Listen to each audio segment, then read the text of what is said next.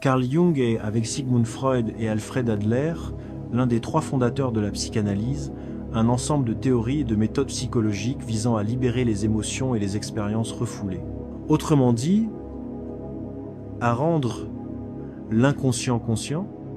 Né en Suisse en 1875 et décédé en 1961, Jung laisse derrière lui d'importantes œuvres dans les domaines de la psychiatrie, de l'anthropologie, de l'archéologie, de la littérature, de la philosophie, de la psychologie et des sciences des religions. Jung a eu Freud comme mentor pendant une bonne partie de sa carrière, mais il l'a ensuite quitté.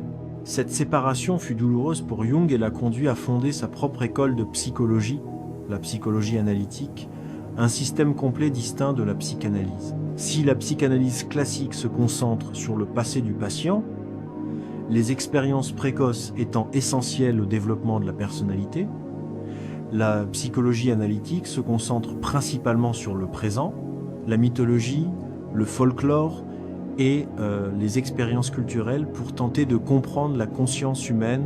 L'une des idées les plus importantes de la psychologie analytique fondée par Jung est le processus d'individuation, qui est le processus de découverte de soi, que Jung considérait comme une tâche essentielle du développement humain. Bien qu'il n'ait pas formulé de philosophie systématique, il est néanmoins considéré comme un philosophe sophistiqué, son école de pensée étant surnommée la philosophie jungienne. Ces concepts peuvent s'appliquer à de nombreux sujets abordés en sciences humaines et sociales. Une grande partie de son œuvre a été publiée après sa mort et, de fait, certains de ses articles restent à ce jour inédits.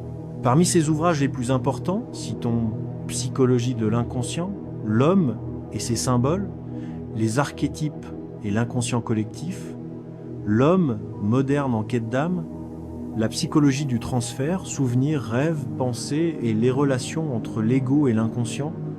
Outre son grand talent d'écrivain et de chercheur, il était aussi un artiste, un artisan et même un bâtisseur. Sa contribution est énorme et nous pouvons apprendre beaucoup de ses œuvres. C'est pourquoi, dans cette vidéo, nous vous proposons 9 leçons que vous pouvez apprendre de la philosophie de Carl Jung. 1. Regardez à l'intérieur de vous-même. Jung a d'abord dit « Qui regarde à l'extérieur rêve. Qui regarde à l'intérieur s'éveille. » Si Freud était enclin à l'aspect empirique de la psychologie, Jung était perçu par beaucoup comme un mystique, passionné de philosophie et de spiritualité, même s'il préférait être perçu comme un scientifique. Les travaux de Jung sur lui-même et sur ses patients lui ont fait comprendre que la vie a un but non seulement matériel, mais aussi spirituel. En tournant son regard vers soi-même, et non vers le monde extérieur, on peut s'éveiller. Ils peuvent trouver un sens à leur vie, entrer en contact avec leur histoire personnelle et leurs propres croyances. Trop souvent, nous sommes trop préoccupés par ce qui se passe autour de nous, dans la société, et par la perception que les autres ont de nous. Autrement dit, nous nous préoccupons trop de notre personnalité, qui est le faux moi que nous présentons à la société. Pour entrer en contact avec qui nous sommes vraiment, nous devons regarder en nous-mêmes. Ce faisant, nous pouvons mieux comprendre qui nous sommes, mieux comprendre nos mythes et nos croyances, et comprendre qui nous voulons devenir. Cela nous aidera à trouver une direction et un sens à notre vie. Si nous ne regardons pas attentivement au plus profond de notre cœur, notre vie ressemblerait à un rêve, celui de quelqu'un d'autre, où nous suivons simplement un groupe, que ce soit notre famille, nos amis ou nos collègues. Nous faisons comme tout le monde. Regarder en nous-mêmes est un processus d'introspection. C'est le fondement de notre véritable moi. Pour cela, nous devons passer plus de temps seuls, méditer, analyser nos désirs et nos rêves, en dresser la liste, ainsi que celle de nos compétences et de nos talents, et déterminer le chemin le plus logique à suivre dans la vie en fonction de nos désirs et de nos ressources. En faisant cela régulièrement, nous pouvons trouver la bonne boussole pour nous guider tout au long de notre vie. 2. Intégrer vos contraires selon Jung. La plénitude ne s'obtient pas en coupant une partie de son être, mais en intégrant les contraires. Jung est célèbre pour avoir exploré les concepts d'anima et d'animus en psychologie. Selon ses travaux, il représente les aspects contrasexuels de la psyché d'une personne. Jung croyait que si vous êtes une femme, vous avez en vous une psyché masculine intérieure ou animus. Et si vous êtes un homme, vous avez en vous une psyché féminine intérieure ou anima. Bien que notre compréhension du genre tel que l'exprimait Jung ait radicalement évolué au cours des décennies qui ont suivi l'élaboration de ces théories, le principe de dualité de la personnalité peut encore être un moyen utile de comprendre et de travailler avec notre psyché holistique. La principale conséquence de la division de notre psyché en deux parties distinctes, notre identité de genre externe et une partie subconsciente, la partie contrasexuelle, qu'il s'agisse d'anima ou d'animus, et que beaucoup d'entre nous ont tendance à négliger cette partie subconsciente, à la refouler, ce qui peut parfois nous nuire. Pour éviter ce conflit, il est important non seulement de reconnaître cette part cachée, mais aussi de l'accepter. Lorsque nos deux côtés sont en harmonie, notre attitude et nos interactions avec le sexe opposé ont tendance à être plus positives. Nous pouvons essayer d'observer notre propre comportement face aux autres. Nous pouvons prendre des notes et analyser nos progrès dans ce cheminement. D'une manière générale, une femme qui souhaite intégrer son animus devrait s'efforcer d'être plus concentrée, de poursuivre ses objectifs et de tout mettre en œuvre pour les atteindre sans sacrifier sa féminité. Un homme, quant à lui, devrait commencer à faire davantage confiance à ses émotions, à s'ouvrir davantage aux autres et à être plus doux avec eux sans sacrifier sa masculinité. Grâce à cette intégration, nos interactions avec le sexe opposé s'en trouveront améliorées. Nous pouvons mesurer nos progrès de différentes manières. Nous pourrions être notés chaque jour la façon dont nous prenons des décisions, dont nous interagissons avec les autres et dont nous faisons entendre notre voix. Équilibrer notre identité avec notre ombre, notre anima ou animus, est la clé pour atteindre la plénitude et améliorer nos relations avec le sexe opposé. 3. Analysez vos rêves. Selon Jung, le rêve révèle la vérité intérieure et la réalité du patient telles qu'elles sont réellement, non pas telles que je les conjecture, ni telles qu'il voudrait qu'elles soient, mais telles qu'elles sont. Selon Jung, de nombreux rêves semblent difficiles à comprendre au premier abord, voire impossibles, mais lorsqu'on les analyse en détail, ils peuvent révéler les aspects les plus secrets de notre psyché. Pour les comprendre, pour pénétrer en profondeur dans le réseau complexe de notre subconscient, il faut briser une certaine résistance. Et lorsque nous parvenons à les comprendre, nous sommes souvent étonnés de voir comment un rêve aussi absurde peut révéler les problèmes les plus importants et les plus graves de notre psyché. Les rêves nous parlent en images et expriment nos instincts, les entités les plus élémentaires de notre nature. Ainsi, les rêves sont des étincelles de l'inconscient, révélant la réalité intérieure de l'individu. Ils révèlent la vérité et sont donc extrêmement importants en psychothérapie. Chacun peut analyser ses rêves, et pas seulement dans un contexte psychothérapeutique. Pour analyser ses rêves, il faut d'abord les noter immédiatement après son réveil. Vous pouvez placer un carnet et un stylo près de votre oreiller, ce sera ainsi votre première chose à faire le matin. Ensuite, lorsque vous aurez du temps libre, vous pourrez trouver un endroit calme pour relire votre rêve. Notez les mots-clés du texte et faites des associations avec votre quotidien. Peut être que la tasse de thé qui apparaît dans votre rêve est un cadeau d'un ami. Si c'est le cas, vous avez peut-être des choses à régler avec lui.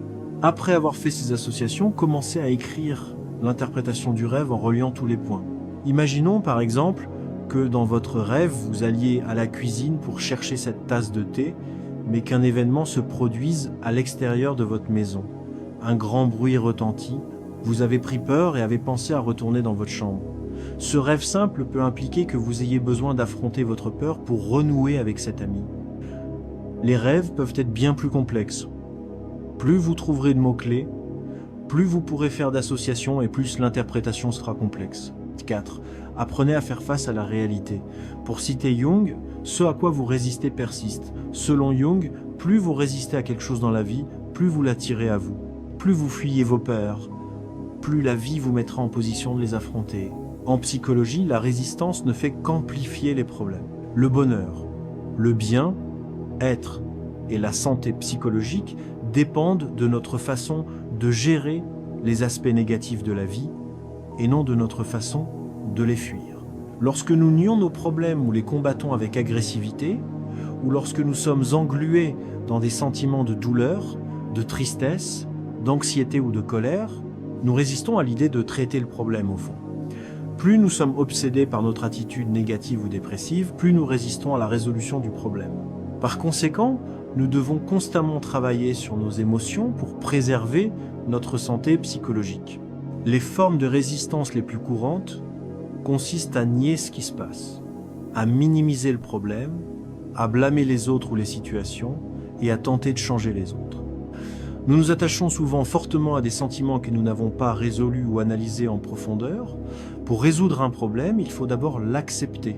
Laisser tomber la lutte et accepter la réalité telle qu'elle est la première étape. Imaginez par exemple que vous avez du mal à suivre le rythme au travail, que votre relation avec votre patron est au plus bas et que vous devez encore rembourser votre prêt immobilier. Au fond de vous, terrifié par ce qui arriverait si vous perdiez votre emploi, votre maison, voire votre famille, si votre conjoint vous quittait, vous pourriez avoir tendance à minimiser le problème, à ne pas laisser votre conjoint voir la réalité de la situation. Pendant ce temps, au travail, au lieu d'avoir une conversation essentielle avec votre patron sur le sujet qui le préoccupe, vous pourriez avoir tendance à éviter même d'être dans la salle de pause avec lui. Plus vous résistez à en parler avec eux, plus vous cachez le problème à votre conjoint, plus la situation difficile persistera et plus le résultat sera mauvais. 5. Soyez attentifs à la superstition. Jung nous enseigne que la superstition primitive se cache juste sous la surface, même chez les individus les plus endurcis. Selon Jung, aussi perspicaces que nous nous croyons, nous sommes toujours influencés par la mythologie commune, la religion dominante et les superstitions culturelles. Jung pensait que ce sont précisément les personnes qui se croient immunisées contre de telles influences qui y succombent le plus facilement. Il est donc important de reconnaître notre vulnérabilité face à ces émotions. L'un des principaux concepts développés par Carl Jung est celui de conscience collective, c'est-à-dire la conscience commune à toute l'humanité. Jung pensait que les grands aspects de la vie, comme la sexualité, sont liés à des images primordiales issues de l'inconscient collectif. Dans l'inconscient collectif, ces images primordiales se sont déposées au fil des millénaires et influencent notre quotidien. Nos problèmes fondamentaux ne sont pas nouveaux. Ils ont été répétés des millions de fois par nos ancêtres et leurs traces sont encore présentes aujourd'hui dans notre inconscient collectif. Les superstitions sont quelques-uns des moyens par lesquels les humains ont tenté d'y faire face. Fuir les superstitions primitives n'a aucun sens. Il est plus sain de les reconnaître et de trouver un moyen de les intégrer à notre culture évoluée, aussi absurde soit-elle. L'un des meilleurs moyens de ne pas succomber aux superstitions primitives est de cesser de croire que nous y sommes immunisés. Par exemple, selon Jung, de nombreux types de phobies inexplicables naissent de l'inconscient collectif. La peur du noir, des bruits forts, des ponts ou du sang. Même s'il y a peu de serpents en Grande-Bretagne, par exemple, on a constaté que de nombreux enfants en ont une peur inexplicable. Les humains ont toujours eu peur des serpents. Même le mythe biblique d'Adam et Ève incluait un serpent, et de nombreuses superstitions se sont développées autour d'eux. En effet, les scientifiques considéraient que ceux qui évitaient les animaux dangereux comme les serpents bénéficiaient d'un avantage évolutif. Ainsi, au lieu d'ignorer votre peur des serpents et de pénétrer sur leur territoire sans crainte, il est préférable d'écouter votre peur et d'éviter ces zones, ou du moins de prendre les précautions nécessaires. Il est souvent bénéfique d'intégrer les superstitions à nos vies, mais bien sûr, pas au détriment de notre raison. C'est pas parce qu'il n'y a pas de serpent dans l'herbe où vous vivez que vous n'avez pas besoin de porter de chaussures. 6. Réfléchissez, ne jugez pas. Comme l'a dit Jung, penser est difficile, c'est pourquoi la plupart des gens jugent.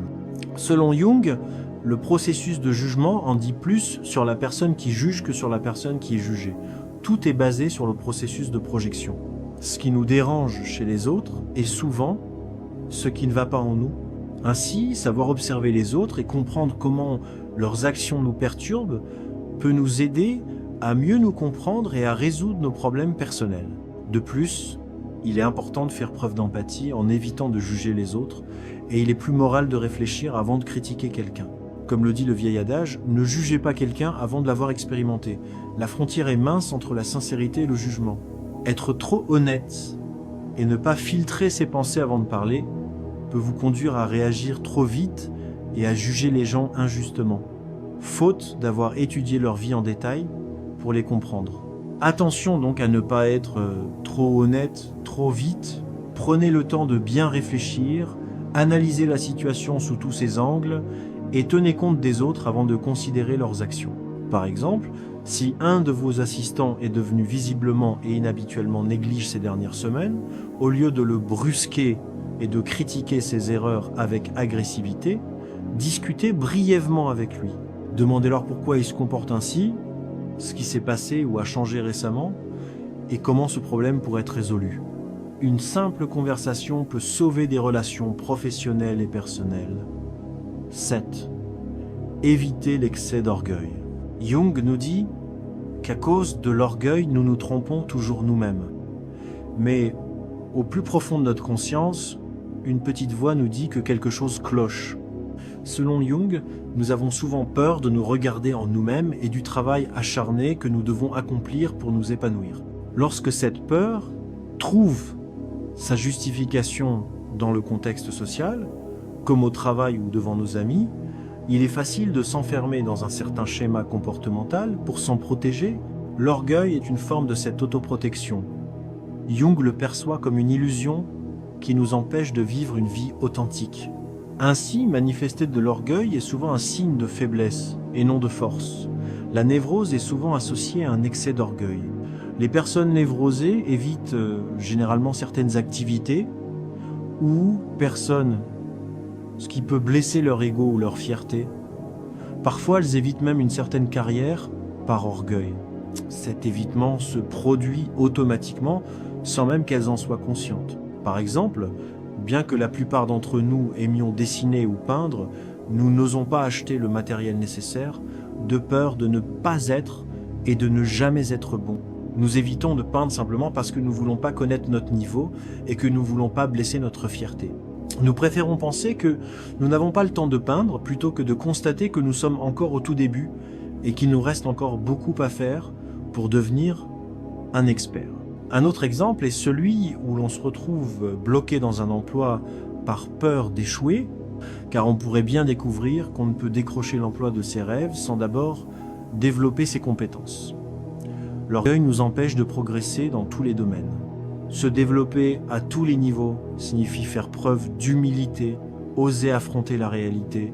On n'est pas aussi bon qu'on le pense et commencer à travailler à son amélioration. 8.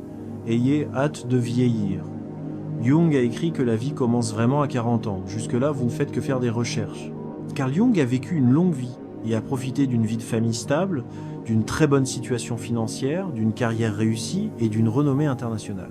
Au début, il fut l'élève de Freud, mais plus tard, vers 37 ans, il le quitta pour devenir indépendant et se concentrer sur sa propre école de psychologie, la psychologie analytique. La rupture avec Freud eut lieu lorsque Jung publia sa psychologie de l'inconscient. Dès lors, Jung s'engagea en territoire inconnu et tous ses amis le quittèrent, à l'exception de 2 collègues. À la même époque, Jung quitta son poste de médecin à Borgolzli et rompit avec sa célèbre maîtresse, qui était aussi son assistante de recherche. La vie de Jung connut alors de nombreux bouleversements jusqu'à ses 40 ans. Après cela, Jung devint une figure indépendante, suivant sa propre voie et fondant sa propre école de psychologie. Tout comme Jung a su trouver sa voie à 40 ans, chacun de nous le peut. Jusqu'à 40 ans, nous suivons souvent un chemin tracé par d'autres. Nous apprenons auprès d'experts ou de mentors et craignons de nous égarer. Vers 40 ans, on comprend que la vie est courte et qu'il faut tout faire pour trouver sa propre voie, quel qu'en soit le prix. Âgé de 40 ans, nous avons presque vécu la moitié de notre vie et tant de possibilités s'offrent encore à nous. À 40 ans, nous avons appris à être plus à l'aise avec nous-mêmes, à avoir davantage confiance en nos capacités, à avoir acquis une solide expérience professionnelle, à nous soucier moins de ce que les autres pensent de nous et à avoir plus de courage pour entreprendre des changements radicaux. Par conséquent, nous devrions nous concentrer sur l'apprentissage des autres autant que possible jusqu'à 40 ans, pour essayer de trouver quel est le bon domaine pour nous.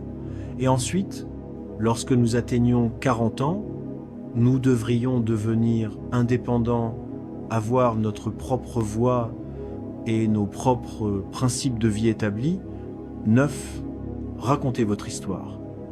Dans notre dernière citation de Jung pour cette vidéo, il a dit « La raison du mal dans le monde est que les gens ne sont pas capables de raconter leurs histoires. » En tant que psychothérapeute, Jung a compris combien il est important de donner de l'espace aux patients pour raconter leur propre histoire.